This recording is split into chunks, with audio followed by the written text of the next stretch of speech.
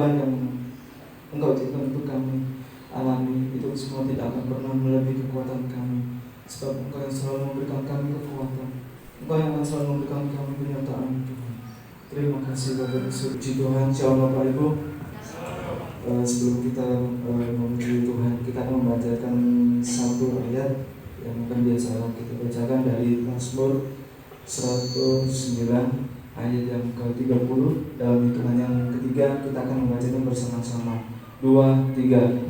Aku hendak bersyukur sangat kepada Tuhan dengan mulutku, dan aku hendak memuji-muji Dia di tengah-tengah orang banyak. Berikan tepuk tangan yang paling baik untuk Yesus Kristus. Yesus dahsyat.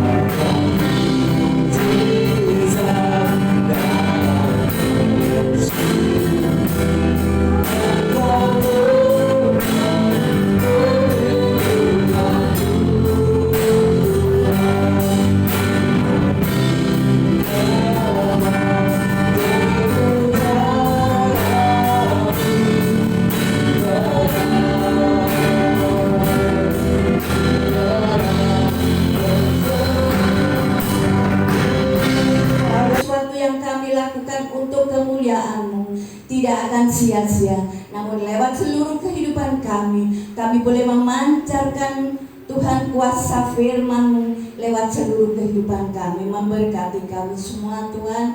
Biarlah kami belajar diam untuk mendengarkan firman-Mu. Urapi hamba-Mu yang telah Engkau percayakan. Tuhan, berfirmanlah kepada kami semua ada menerimanya. Saudara sekalian, mari kita sama-sama ucapkan doa Bapa sebelum kita semua menerima firman Allah. 2, 3. Bapa kami yang di sorga, Dikuduskanlah namamu, datanglah kerajaanmu, jadilah kehendakmu di bumi ini seperti di sorga. Berikanlah kami pada hari ini makanan kami yang secukupnya, dan ampunilah kami akan kesalahan kami, seperti kami juga mengampuni orang yang bersalah kepada kami. Dan janganlah membawa kami ke dalam pencobaan, tetapi lepaskan kami daripada yang jahat.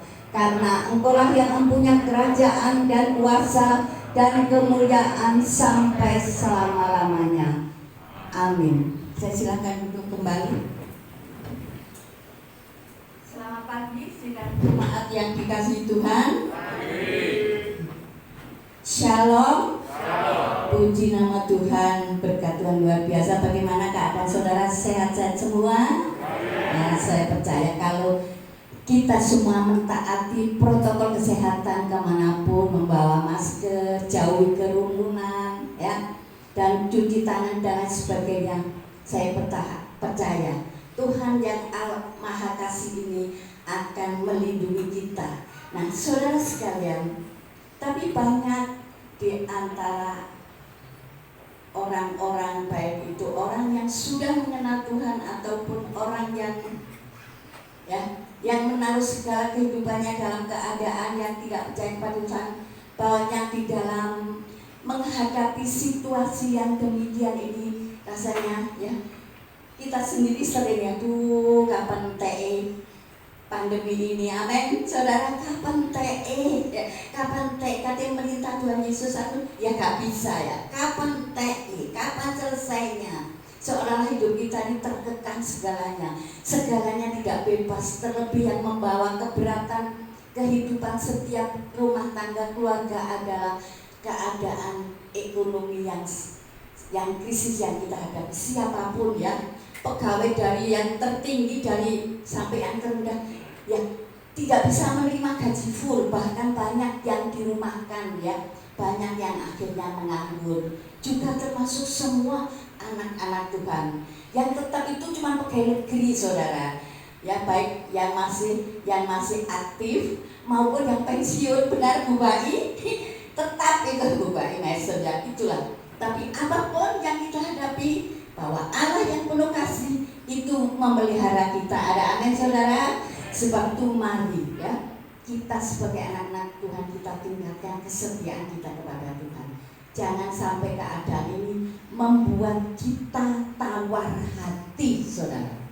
Namanya tawar itu hambar ya. Kalau orang makan roti tawar hambar, kopi tanpa gula tawar hambar, ya, teh tanpa gula hambar. Jangan sampai hati kita hambar karena situasi kondisi. Belum kita menghadapi situasi keadaan keluarga ya, suami, istri, anak-anak, pasti ada banyak permasalahan. Namun kita sebagai anak-anak Tuhan jangan sampai tawar hati ya. Mengapa saudara? Coba kita dengarkan apa yang dituturkan Raja Salomo di dalam Amsal 24 ayat yang ke-10.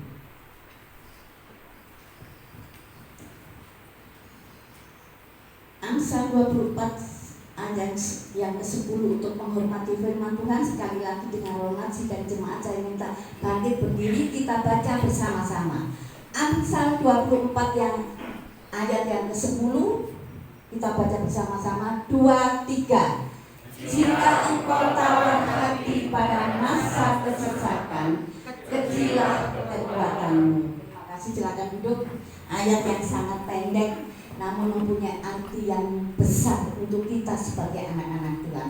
Kalau engkau tawar hati pada kesesakan, maka kecillah kekuatanmu. Inilah yang Allah katakan kepada kita semua pada saat ini. Kalau kita perhatikan kata-kata dalam Amsal ini, bahwa di sini kita tahu bahwa Allah yang kita sembah, saudara, tidak pernah berjanji bahwa kita akan berjalan di jalan yang mulus. Tidak ya. Kamu sebagai yang sudah menerima aku menjadi umat percaya, hidupmu akan lurus, mulus, enak tanpa rantangan. Tidak ya, tidak. Allah tidak pernah menjanjikan demikian. Nah, sehingga jika kamu tawar hati, maka dalam kesesakan ya, kesesakan, maka kecillah kekuatanmu. Ini yang Allah katakan ya. Saudara, namun di dalam kehidupan kita ya, di dalam kehidupan kita akan berjalan di jalan yang lurus itu bukan janji Tuhan. Tapi di dalam kehidupan sebagai anak-anak Tuhan ya, banyak pengalaman yang tidak menyenangkan, yaitu kesesatan sebagaimana Amsal katakan. Nah, saudara, mungkin kita di antara kita, saya ini sudah setia beribadah, tidak pernah meninggalkan jam-jam ibadah, setia mengikuti kegiatan apapun, setia melakukan segala perintah yang dikeluarkan di gereja, setia berkorban dan lain sebagainya. Nah, tapi keadaan hidup saya kok tetap demikian, tidak ada damai. Mungkin yang suami gini, yang istri gini, anak-anak gini, belum kita mengalami krisis ekonomi. Nah saudara, seperti yang saya katakan tadi, bahwa Allah tidak pernah berjanji hidupmu akan mulus-lurus, enak dan lain sebagainya.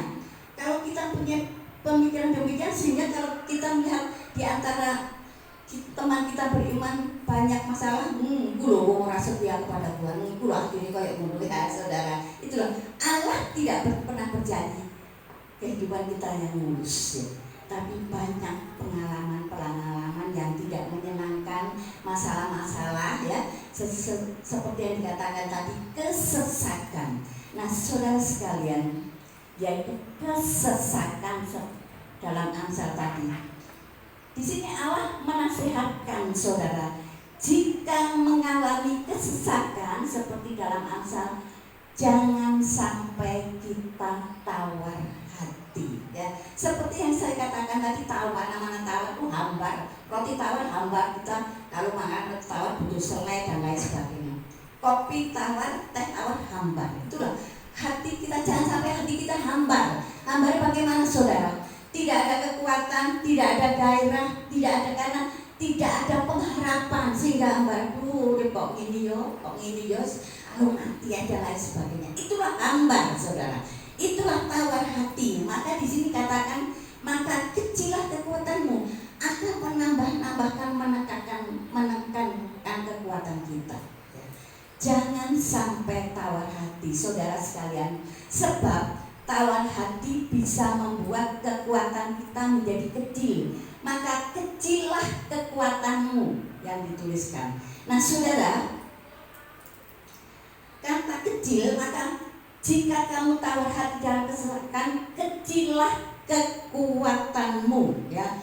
Kata kecil di sini dipakai kata tight place, tempat yang sempit ya. Tempat yang sempit saudara kan tahu kalau tempat yang sempit itu apa, kalau gede kita mau di rumah yang kecil bingung ya. Kemarin tamu saya Ibu Vera itu lah udah kamu Bu, di dalam ada Joyce di kamar, nanti kalau saya masuk saya gede kan sesek. Itu karena ya tempat kecil ya, tight place, tempat yang sempit atau yang kecil, di mana segala sesuatu sulit untuk bergerak ya. Seperti contohnya saya berikan contoh sebuah pohon yang besar ya, misal pohon mangga yang sekarang sedang musim saudara, pohon mangga, pohon beringin, apa yang besar-besar itu yang misalnya ya, pohon-pohon itu punya potensi untuk menjadi pohon yang besar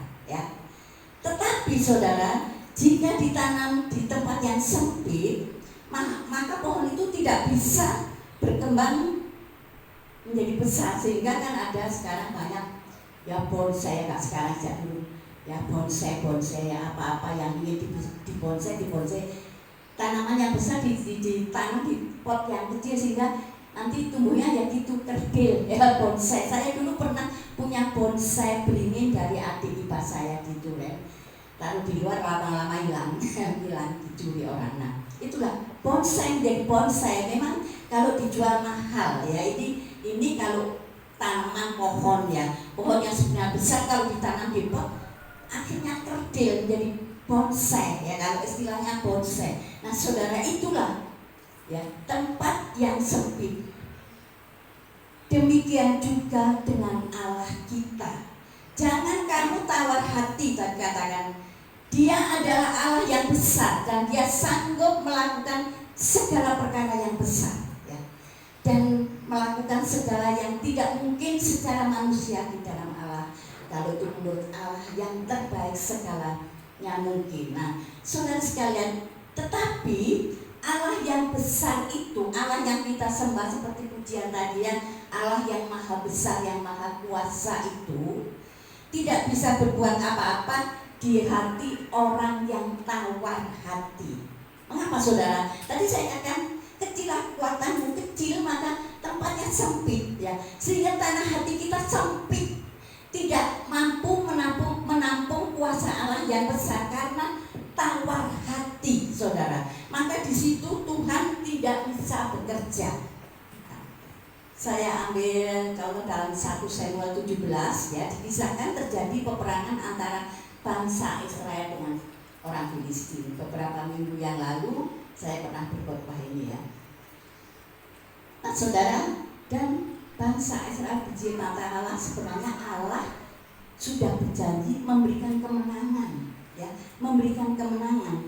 Tetapi sebelum perang terjadi ya, bangsa Israel ya merasa takut karena muncul seorang raksasa Goliat. Itulah yang akan mereka lawan. Muncul Goliat itu raksasa yang besar, sehingga bangsa Israel belum pernah melihat Goliat. Mungkin ceritanya dan info dari pengintai itu bahwa Goliat yang akan maju itu orangnya tinggi besar ya, perawakannya seperti raksasa dan suka makan orang, sehingga bangsa Israel belum maju sudah ya takut saudara. Waduh, kalau kita dimakan semua gimana, takut. Sehingga bangsa Israel menjadi tawar hati ya. Coba kalau kita lihat di dalam 1 Samuel 17 ayat yang ke-11.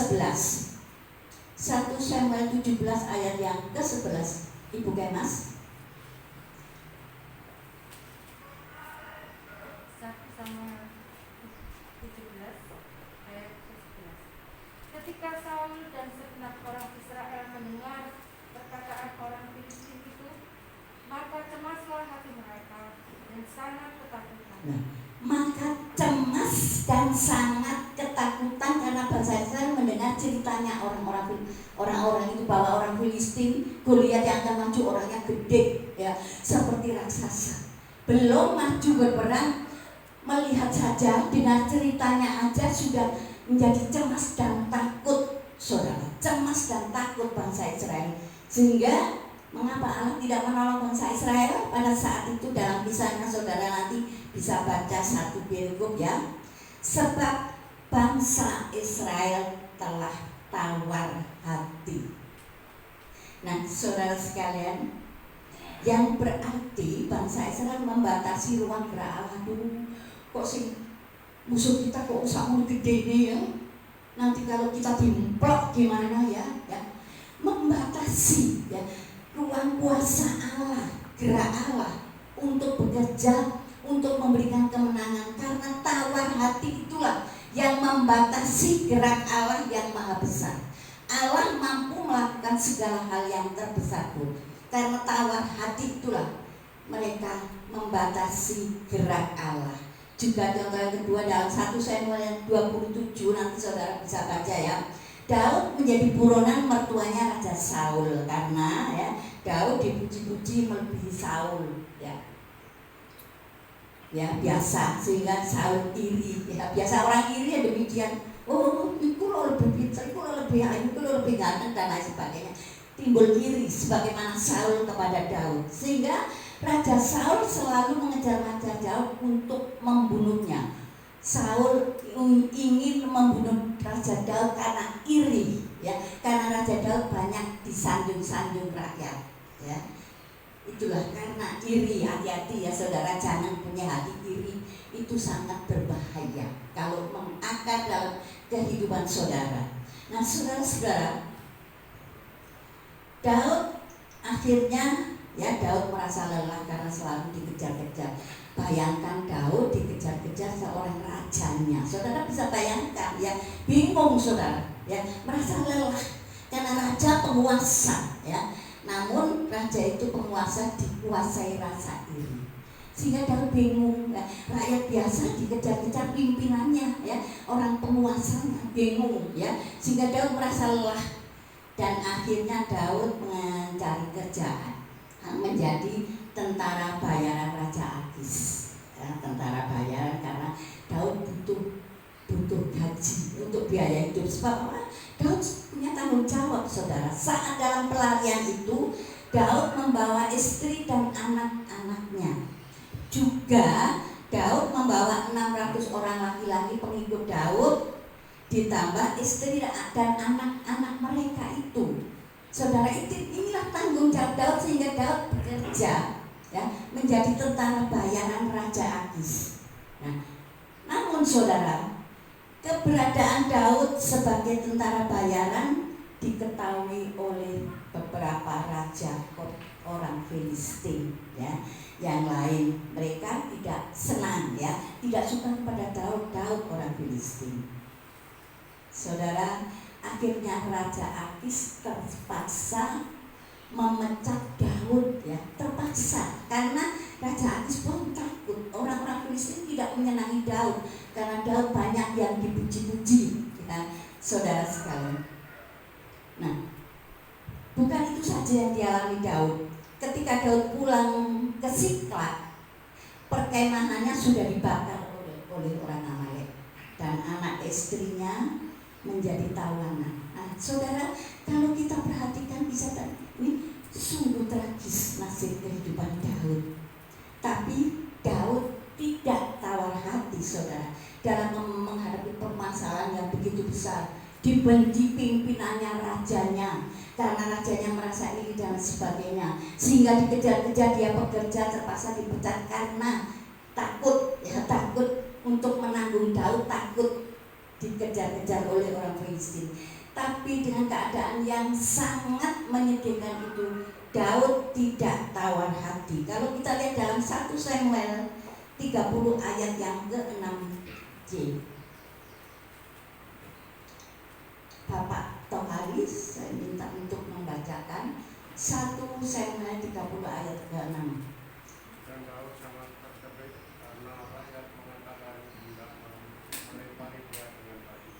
Seluruh rakyat itu telah binati masing-masing karena anaknya laki-laki dan perempuan. Tapi Daud menguatkan kepercayaannya kepada Tuhan Allahnya. Tapi Daud menguatkan kepercayaannya kepada Tuhan Allahnya. Walaupun menghadapi masalah sangat menyedihkan yang terjepit menjadi buronan raja. Bayangkan raja memburu dia sebagai rakyat biasa karena iri, ya. Tapi Daud menguatkan kepercayaannya kepada Tuhan Allahnya.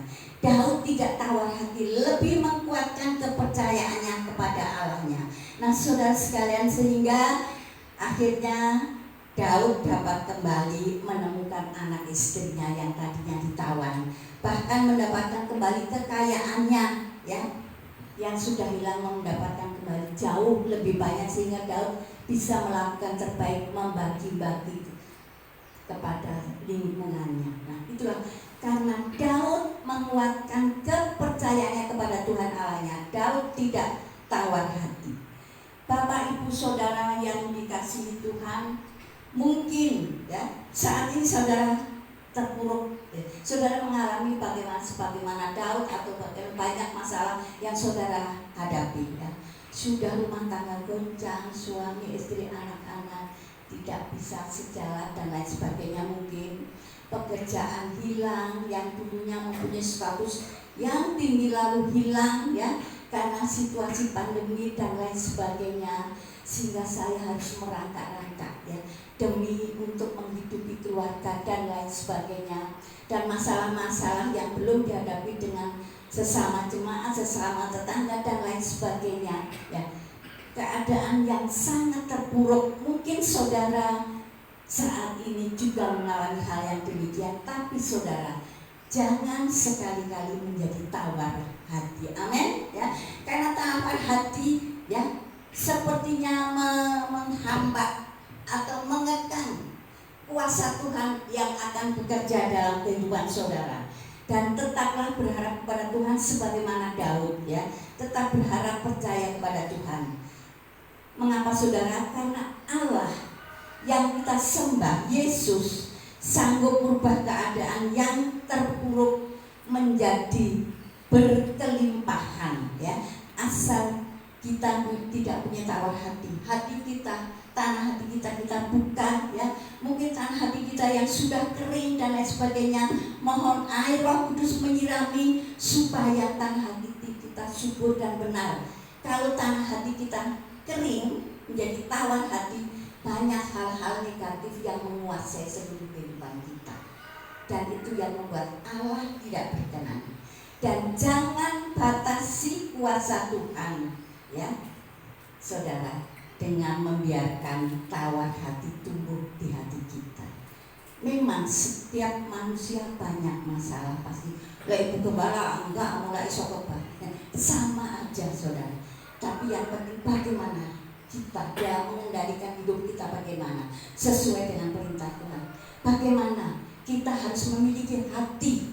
Seperti ada pujian zaman dulu yang sangat terkenal, sucikan dan kuduskan hati ini, ya. Perlu disucikan dan dikuduskan hati. Orang tidak bisa melihat hati. Kalau seperti lagu-lagunya Gus Plus, aku tahu perkataanmu, aku tahu ketawamu, aku tahu panjang bibirmu, Gus Plus, ya, nyanyi gitu, ya. Saya paling suka, ya, lagu Gus Plus paling suka karena kata-katanya indah.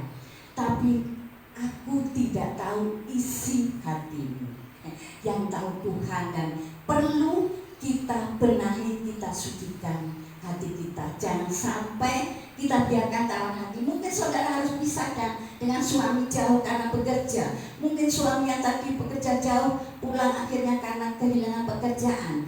Pandemi semua merasakan. Namun kita sebagai anak-anak Tuhan jangan sampai tawar hati. Kita memiliki pengharapan adalah Yesus yang kita sembah. Amin saudara. Biarlah seperti Daud, ya.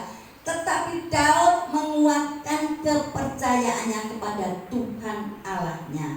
Dan biarlah kita jangan batasi kuasa Tuhan dengan membiarkan tawar hati tumbuh di hati kita.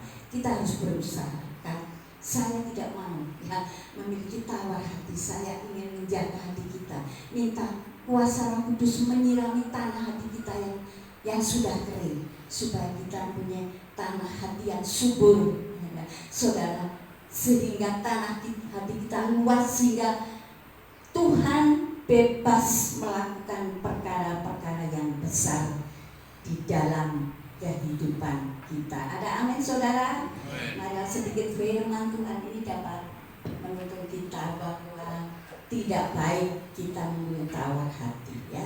Sehingga hati kita tawar, kering, hambar, hati kita kering, kita dikuasai oleh hal-hal yang tidak baik oleh ibu, sehingga timbul rasa dengki, iri, benci, cemburu dan lain sebagainya. Itulah yang akan membawa kebinasaan di dalam kehidupan kita. Karena Allah ingin supaya hidup kita, tanah hati kita subur setiap saat, dan firman Tuhan boleh bekerja dan berkuasa dalam kehidupan kita. Saya undang sidang jemaat bangkit berdiri, bahwa Allah sanggup melakukan segala perkara, ya. Biar